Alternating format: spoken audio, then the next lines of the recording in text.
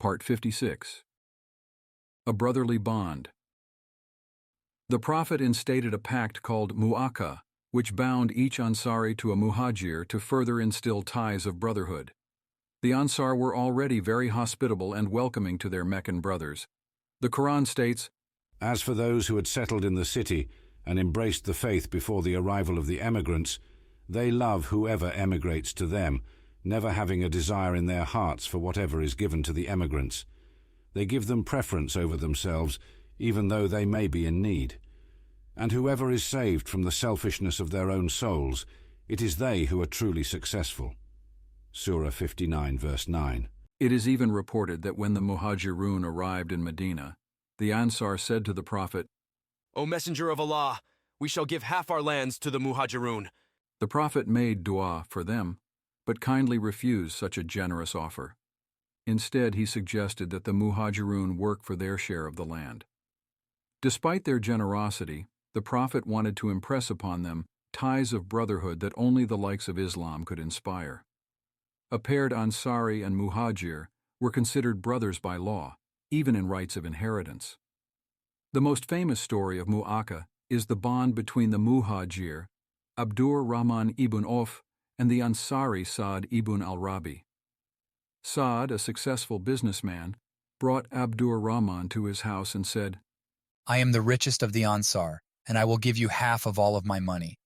I have a 2-story house, and one of them is yours. I have 2 gardens, and one of them is yours, and I have 2 wives, and one of them is yours." Abdur Rahman humbly responded, "May Allah bless your wealth and family. Just direct me to the marketplace."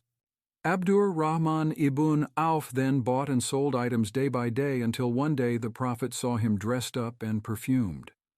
The Prophet asked what the occasion was, and he replied that he just got married and that he paid the dowry with a small amount of gold. The Ansari's magnanimity was only matched by the Muhajir's honor and dignity. One genuinely offered out of Iman and brotherhood, and the other genuinely declined out of Iman and brotherhood. The Ansar helped the Muhajirun so much that the Muhajirun grew worried and actually complained to the Prophet, "O Messenger of Allah, we have never seen a people like this.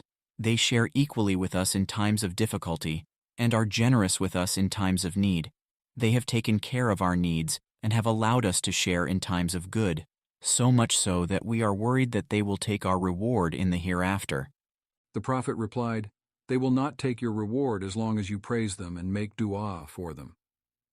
After the Battle of Badr and almost 2 years of Mu'aka, Allah revealed verses of Surah Al-Anfal abrogating the inheritance privileges of the bonded brothers. "And those who later believed, migrated and struggled alongside you, they are also with you. But only blood relatives are now entitled to inherit from one another as ordained by Allah. Surely Allah has full knowledge of everything." Surah 8, verse 75.